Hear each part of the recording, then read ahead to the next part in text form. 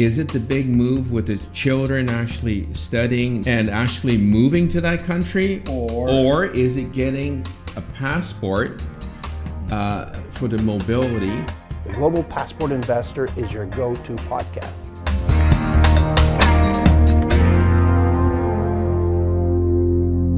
Welcome everyone to this latest episode of the Global Passport Investor. I'm your host, Eric Major, an investment migration veteran with 3 decades in the game. I'm also the executive chairman and founder of the Latitude Group, where our clients expect the world and we deliver it. So today we're in Dubai. We've attended an industry conference called the IMC Forum, which gathers all of the practitioners, government representatives, due diligence community that support these programs, and in my case, some good old friends. I am so honored to have with me today my partner in crime, Mr. Kenneth Ng, from Vancouver no less, but a world traveler who's assisted me in the companies I've been involved in over the last 20 years, is it, Ken? What did you say, 2000? Or? Yeah, year 2000. So it's been a quarter of a century. Yeah. Although you've been at it a little bit longer, because you'll always be 10 years older than me, right? Yes, we always are reminded that as a matter of history, without disclosing my age necessarily. Because you started when you were 22. Yes, exactly. Is that nothing will change the date of birth, yes, which is Mr. Major. You will always be born 10 years later. But that having been said, we still feel remarkably youthful. And indeed, it is my pleasure today to have this retrospective. Yes. And one day we're going to write our book, Eric. Yes. But without giving our book away, we're going to hit on certain milestones, yes, I know, yes, Eric. And the reason why we're doing that is that it'll be relevant to the programs that are available today that Latitude is offering. But we want to give the audience some flavor, yeah, of how we got here. How we got here. And how we're still relevant. And we're still... despite a few gray hairs. Still gray hairs. And yeah, a lot of it will be, we're extremely good friends. We're business partners. I'm a business immigration lawyer. You're a banker. But it was, still is, as I call it, a marriage made in heaven, if I might say. Yes, indeed. And so, Eric, without further ado, why don't we hit on some of the milestones, and it will kind of lay the land of the journey of where we are today. Well, let me help you do that, because I think the first step is really to begin where it all started. And we're always proud as Canadians to say that the investment migration industry really all started in Canada. You've heard me say that a few times, with the advent of the immigrant investor program in the late 80s. I got involved in the mid 90s, and I ran into Mr. Ng in the early 2000, in fact. But before, so it all started within the context of assisting and providing a solution to foreign nationals wanting to come to Canada. You've been at it a little bit earlier than me. I understand that you were there really at the advent when the whole program was created, shortly after 86. That was the immigrant investor program. And to be honest, for many years, the immigrant investor program was something that I did a few cases, but it was more in terms of corporate immigration, because a large law firm where I was at, we were doing a lot of intra-company transfers and skilled workers, and a bit under the old Canadian entrepreneur program. Yes. But it was when you came to our law firm to introduce to us the HSBC program under the auspices of the federal immigrant investor program. And it changed from these privately administered investment syndicates, as you'll recall, to a government-managed program. So we actually saw the transition from what I call the PACE, the privately administered investment syndicates, which a lot of them were, if I might say, quite shoddy and fraudulent and not well managed, and the Canadian government, as you recall, reined it in. And you were involved with one or two of those funds, and then you were then involved, and we together with the Canadian government, with officials with whom we became very close, and we went to Singapore, you recall, in year 2000, 2001 with them. But that was at that time that the Canadian program, the Canadian government made it a government program, right, Eric? And that's where it kind of really established a scalability and a global awareness, because you had the participation of the large banks, not just the one I was at, but the Canadian banks in general, large law firms like the one you were working at, and working in tandem with the federal government. But we had been there in those early discussions, and the way the program was established is it provided a rapport with the authorities, and with that the chance to provide ideas to improve it, to enhance it. And so we'd have these meetings as facilitators, and obviously you were invited to those meetings as well. And so we had this ability to get involved in the policy making side, and that, coupled with that initial experience, we were able to bring over and export it to other countries. Do you remember what year was it by the time that we were starting to bring these ideas across the pond? That would have been 2003, 2004, right? Meeting with the Home Office. And why were we doing that? I'll tell you why. Because I remember receiving a phone call from our executives at HSBC in Canary Wharf on the advent of the events of 9/11 and how the world had been really under shock, and we had clients who were very much interested in Canada but other parts of the world, and then we were asked to explore other jurisdictions, and then you and I went over a few times across the pond to the UK to initiate a new program. Do you remember those days? Well, yes, Eric, and I also, just in terms of history, want to mention one of the reasons why you brought me in was I had some experience with business immigration already, going back to how I'm 10 years older, but Tiananmen Square was 1989. I could remember being in Hong Kong. June the 4th was the fateful day on Tiananmen Square, but I actually was booked, and I was sitting at a hotel in Hong Kong on June the 7th, and I was under the old, what was available then in Canada, under the old business immigration programs. I was signing up clients, but you had in mind that I had the experience with the Tiananmen, the 89, and then the Asian financial crisis, you'll recall, concurrent with... What was that, in 90... So that was 97, 99 was the crisis, but it spilt over to the early 2000s, and we were in Indonesia around the same time, Eric. So you and I, we started hitting the road and going to what we call actually the hot spots, right? Yeah. Because we're talking about the push-pull factors, and what was the jurisdictions that were pushing these applicants towards Canada. Often over these events, whether they're financial, like the financial crisis in Asia that occurred in 97 to 99, whether, again, before that, Tiananmen Square, which was a social political event that had a lot of people nervous.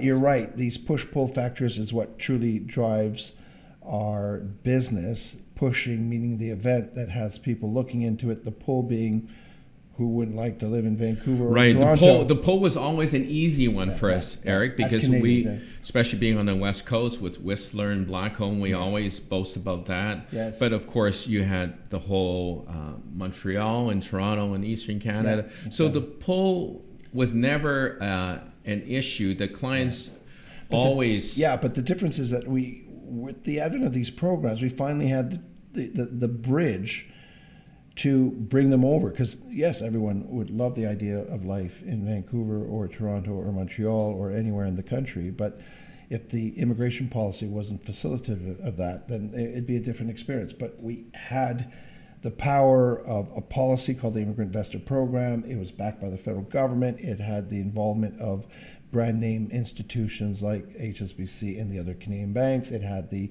participation of large law firms, which you were part, and it was a it was a magic made in heaven, really. Right. I mean, the magic potion, really, that brought us traveling the world. And as you say, and then you'd have these push factors, and of course they'd want to sit down with us for us to explain how they could achieve it. You always made this reference when we had these client meetings about this push-pull factor concept of immigration and what drives people to consider these kind of solutions. So the pull factor, you would agree, as Canadians, we had a great story to tell. It's a lovely country, a great democracy, lovely cities, including the ones that you and I in Vancouver were linked to. But we did have these moments of spikes, right? These push events, like the one in, by the time you and I were there in 99, 2000, you had the financial crisis. What was it called? The Asian financial crisis? Right. And it spilled over to a number of Asian countries. But that is how we identified which countries to go to with our expertise, which was just starting then. Yeah, and the difference between, by the time you and I were doing that, where we finally had a bridge, a good proposition to help meet that demand, versus maybe 10 years earlier, as important as Tiananmen Square was. Yeah. The attraction to Canada would have been there, but there wasn't necessarily there weren't the programs in place. Yeah. So how it really got started, Eric, as I'm thinking about it, hearkening back to year 2000, was external world events came to the fore. Yeah. But then there were programs in place that we could actually talk about and offer to clients who would gravitate to that. And we'll deal with the other events. Well, let's right after this. Yeah. What was the next event? 2001 was a thing called 9/11. 9/11. Do you remember the phone ringing shortly after that? We were very busy, right? And tell us about how the executive of HSBC got excited about the Canadian program and how that might be exported over to the United Kingdom. I remember getting that call, actually. They're saying he was referencing a number of families, some of the top families the bank was servicing that had an interest in Canada, but also in other countries. And so it led to the conversation of what does Australia have, what does New Zealand have, what does the UK have. And by then you and I already had started just looking at the UK provisions. And anyways, it brought us to this funny story of one day making our way no less here to Dubai, just not too far away at Sheikh Zayed Road. And it's worth taking a few minutes to explain that story, because in the end, it just shows how, that no matter where you are in the pecking order of wealth and situation position, it always goes back to the family and availing yourselves of options. And this person who had all the means of the world needed to talk to Kenan and Eric Major to really stifle down what are the options available to him and his family. Do you want to tell the story where we met with this guy? Well, it was extremely interesting, because while we were working on the UK Immigrant Investor Program, we happened to make a number of visits, as you recall, to St. James's, to the private bank there in London. And you had a senior banker at HSBC UK that said, I have a special mission for you, Eric and Ken. You're going to take a side trip to Dubai, because this person was coming from the kingdom, which is Saudi Arabia. And it was more convenient for this person to travel from Jeddah to Dubai. And we didn't realize what kind of VIP he was, Eric, until... Can you mention how we rolled up in our taxi to this peninsula, this little spit of land, to the security gate, and then to the Burj Al Arab entrance, to the Burj Al Arab, and which had just been built literally just less than 2 years ago. Yeah. And whereas most people only get to see the reception hall, we were whisked over to the back elevators to go to the 20th floor. Well, it was the second largest suite, but we knew, Eric, didn't we, that this was no ordinary client, because the general manager of the hotel and his whole team greeted us, and we were whisked I've never gone up a private elevator like that. I felt like I was accompanying the Rolling Stones or something. We went to the Royal Suite and we met this person, and very interesting business. But we had dinner up at the roof of the Burj Al Arab. Yeah, but for that hour, we were the most important person in his mind and life, because 9/11 had occurred. The world was changing. Yes. He's from a precarious part of the world. He was educated in the United States, so he was very westerly in his approach. Yes. And here we were to talk about what options he and his family would have in order to secure, a second residency and possibly citizenship. Yeah. So very interesting client. But Eric, the next thing that happened was the Gulf War, which is 2003. The second Gulf War. Yeah. And just for the U.S. audience, in comparison to today, although my phone was somewhat ringing from the United States, from Americans who were curious, interested in a Canadian option, very few people in the end decided to move to Canada. Yes. And we will deal with that. Well, yeah, I want to ask you about that, because we saw those spikes, right? We've seen that at various political events and elections, without naming which ones, but where all of a sudden people get nervous and they considered Canada and other parts of the world. Mm-hmm. But I think it doesn't surprise you, and certainly not our U.S. listeners, when I say that, to my surprise, the number one source market over the last 6 months for our company, which is a global company with 22 offices, is the United States of America. Today. I won't say forever. I did more in China immigration than any other person probably in this industry, with your help. But today, American interest is as high as it's ever been.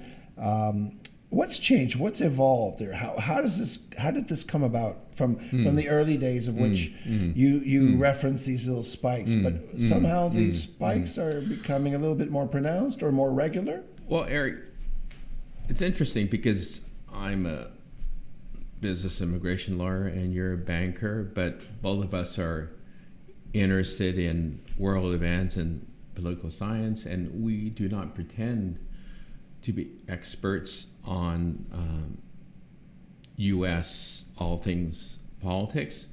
And when we meet with clients, we help clients of all stripes, all persuasions. But the reality is today, from the perch of Canada, as we look south, our neighbors to the south is a nation divided. I think that's fair comment, right? Without doubt, very polarized right now. Very, very polarized, and we don't take sides because I get phone calls from both parties, and they have their reasons, the clients. But the fact is, Eric, unlike 2003, where there was a war that some agree with, some didn't.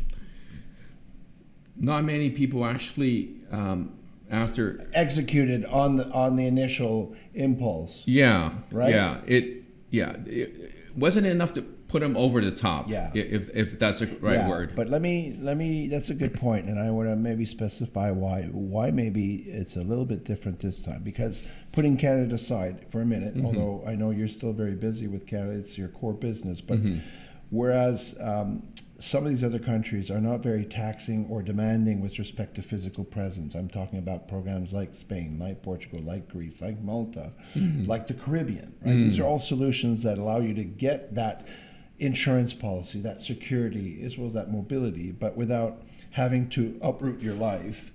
So that demand, once that American market understood that, then we saw a rise in demand. But then you were telling me just the other day that you're also seeing a wave of interest from Americans, maybe more closer to that 49th parallel, because they see the opportunity or the possibility of maybe coexisting between their homeland and Canada because it's accessible. So that spike in that, is it feasible? Is it probable that they could bring in that second permanent residency through Canada? is it only been the East Coast and that's within 2-3 hours of the 49th parallel, or are you in BC, for example, seeing clients from all over the country? Like what's the demographics? I'm glad you mentioned that, Eric, because I mentioned earlier in this podcast that I did deal with categories like the intra-company transfer, which is a work permit category. But what has happened today, Eric, is rather than just 2 baskets, we're dealing with 3 different baskets now. So, as you know, Eric, when we first sit down with a client, in terms of what we call the algorithm, the flow chart, the first thing we start with in talking to clients and prospective clients is, what is your objective? What are your goals? What's your motivation? Yes. So we often say, are you trying to do the big move with your family? And you talk about the acronym SMILE in a moment. I want you to break that down. Yeah. So is it the big move with the children actually studying, now be it Canada and some of the other countries that Latitude is offering, and actually moving to that country? Or is it getting a passport for the mobility, the second letter in your acronym? Yes. Right? Yes. But the third thing, in answer to your question, is I'm finding there are American clients who neither want to do the big move to Canada. Okay. They're not seeking mobility because they already have the best passport in the world. Yeah. Or at least one of the best. Or one of the best in terms of mobility. One of the best. Yeah, okay. So American passport. That's not where they're so calling. It's not number 1 box. It's not the second box. Yeah. So what's happened now in the last 3 or 4 years? Predominantly. Is that insurance policy? Well, it's an insurance policy. Yes, I think so. And I think when I ask clients, they're just very frank. They say, we just want options. At a moment's notice, That's it. If I wanted to, whether it's Boston, New York, Miami, Los Angeles, Seattle, the Midwest, at a moment's notice, I don't want to be stuck just in one place. I love the United States of America, and I never dissuade them. I said, keep your passport. Yeah. And you don't even necessarily, because there are a lot of tax implications that we don't want to get into. Yeah, the U.S.-Canada. That's a separate show. Yeah, U.S.-Canada tax treaty, and I will leave it to the accountants and the tax lawyers to deal with that. But in terms of the options, what I'm finding is, and this works particularly well, I'm getting a lot of calls, Eric, particularly from the West Coast, because I am in Vancouver. So from Washington State, Seattle, Redmond, Portland, California. Yeah. Now, Canada having federal programs, the work permit works just as well right across Canada. Yeah. I do get calls from people who, for example, want to go from Buffalo, Detroit into Toronto, Montreal, because these are federal programs. But just dealing with this third segment, they don't need to spend any minimum number of days in Canada. This work permit, again, we can expand on that in a separate program. But these work permits can be extended up to 7 years, during which time, we often make that analogy, you put your tippy toes in the shallow end of the swimming pool. You can decide in year 2 or 3 if you want to get permanent residency. And there are a myriad of Canadian permanent resident programs. To make that bridge. Right. Yeah. But no, it's about options and solutions. You're absolutely right. This is what our clients are asking. And the advantage, even though you're a Canadian immigration lawyer and called to different jurisdictions, certainly at one point, both Hong Kong and the UK. Well, I keep those certificates active. Yeah. And also, Eric, if I can also mention, in the course of talking to them, they note, because they see that I consult and legal counsel to Latitude, they notice on the Latitude website that Latitude also offers Malta, Anguilla, Antigua, and so on and so forth. So maybe you can comment on, we've talked quite a bit about Canada, some of the other jurisdictions, and how we then embarked on a journey to some of those Caribbean jurisdictions and Malta. I do want to touch on that, and allow me just a second to remind our viewers that are listening to us on YouTube to leave your comments in the comment section below, or your questions in the comment section below. And if you're listening to our podcast, we invite you to send us your questions by email at questions@globalpassportinvestor.com. The greatest investment you could ever make is an investment in your future. Rift Trust and Latitude Group is the leading provider of residency and citizenship solutions for high net worth individuals. Our clients are like our extended family. We're a global firm with a local focus. What makes us truly unique is our leadership team. 100 years of combined industry experience, and we're working every day with governments to improve and build new residency and citizenship programs. Obtaining a second residence or citizenship is the best modern insurance policy for you and your family. Our clients Expect the world. we deliver it. Hello to freedom. So Ken, you're just touching on the point I want our listeners to appreciate, is that it's one thing to know what's out there, what's available, but you and I have had the privilege over the years, largely because we were there at the genesis of a lot of this. Yes. The timing is everything, and our timing, if I can say, Eric, was immaculate in many jurisdictions. We went there at the right time when there was the demand. Yeah, and the policies weren't in place. They weren't in place. And so you and I took that expertise and knowledge from Canada, later from the UK, later from the Caribbean, later from Malta, then later back into the Caribbean. How many mandates have you and I worked on? Well, let's talk about it. I think you had started with St. Kitts Nevis, and I had a little bit of input with SKN with you. Yeah. But then we 2004, 2005. We really started in earnest in Antigua, where the task force first invited you, and then you invited me. Yeah.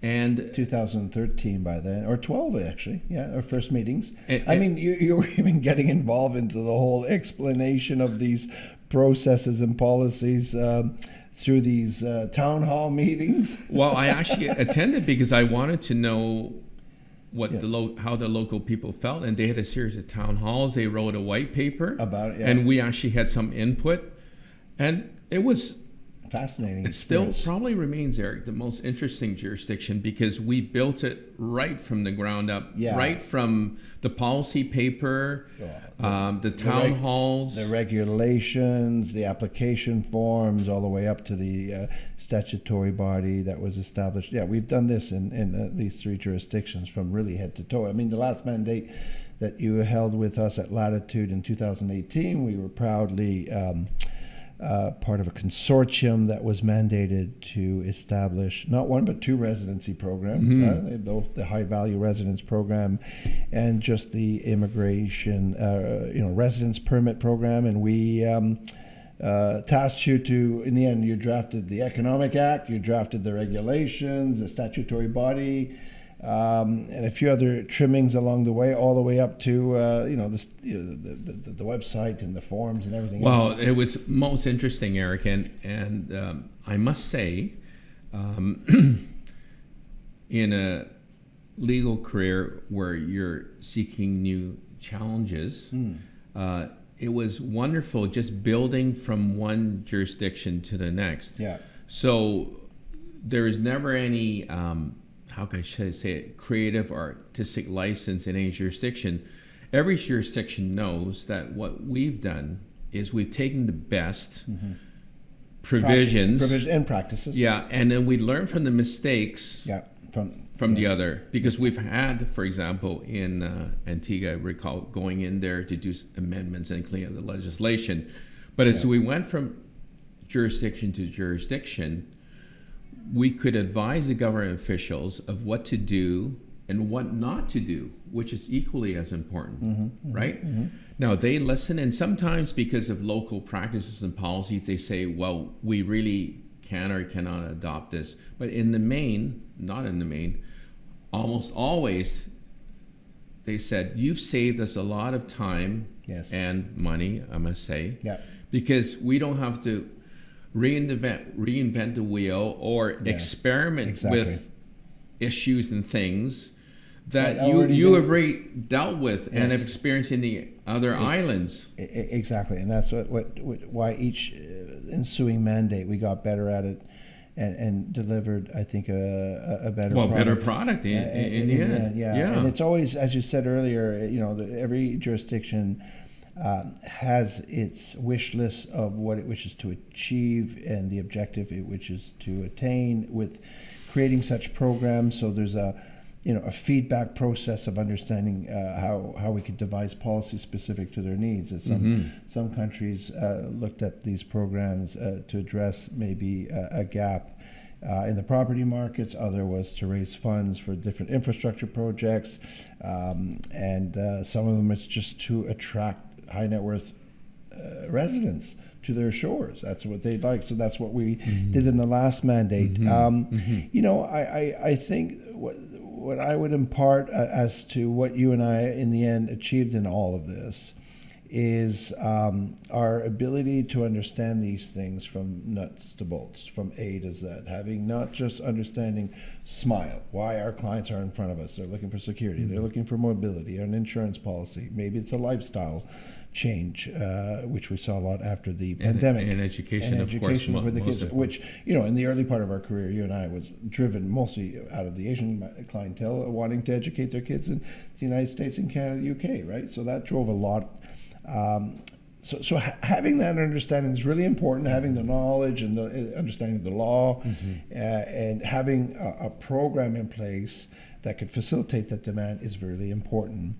But understanding how it gets treated once it leaves our hands and enters the government realm is equally important, because you and I don't issue these things. We're not the ones issuing visas and passports. We're the ones advising on getting you that visa or passport and following the government requirements and filling out the forms. But in quite a few instances, we were involved in the engineering of these things. So probably better than most practitioners, I would say you can, to give you your rightful accolade, is that you, having been involved in the establishment of many programs, are best suited to really explain to the client what that journey is going to look like, and bring them to a better fruition and conclusion, having been involved in its inception.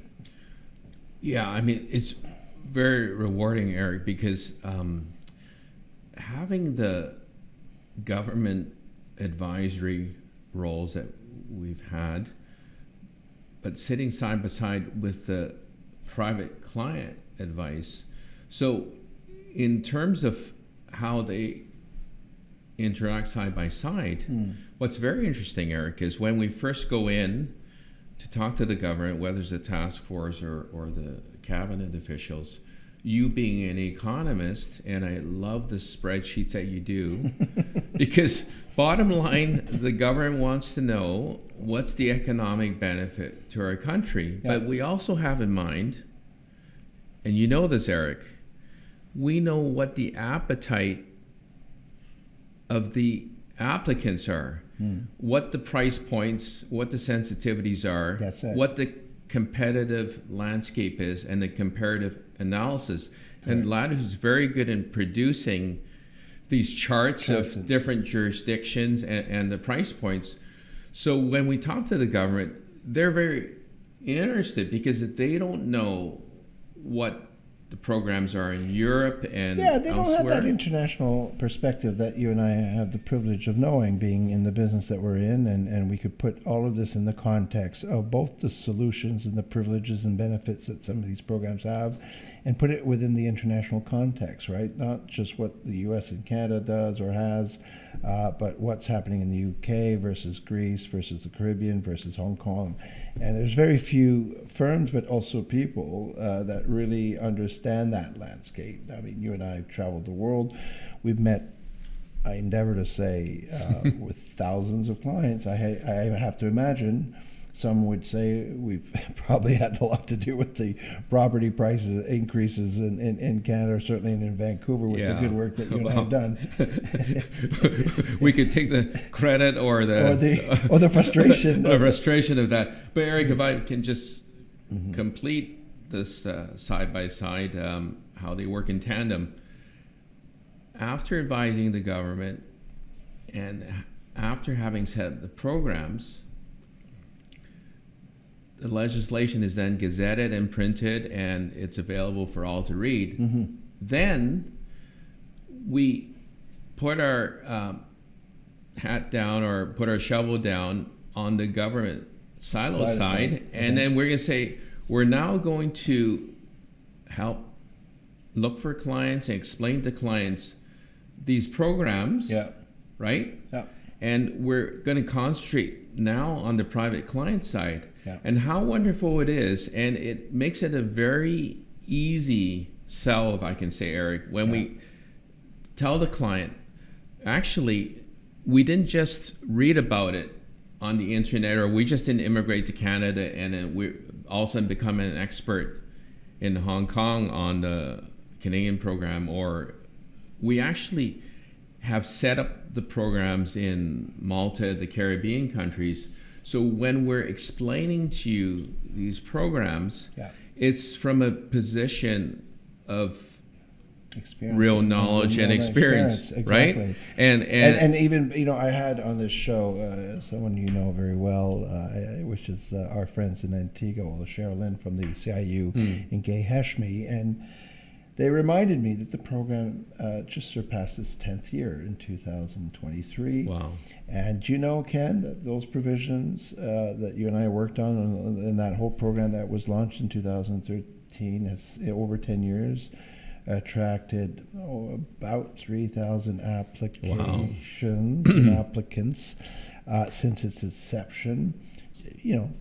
By my math, that's north of almost more than $500 million, if not $750 million, that was raised to the country. Is that transformative work? I mean that's a rewarding thing beyond the client side as well, and the empowerment they get out of it. But I have to say, 10 years hence. It's truly rewarding, and I guess that's the weird side in me, Eric, and that's why I like being a lawyer and you like being an economist. You really get a real joy out of raising all the money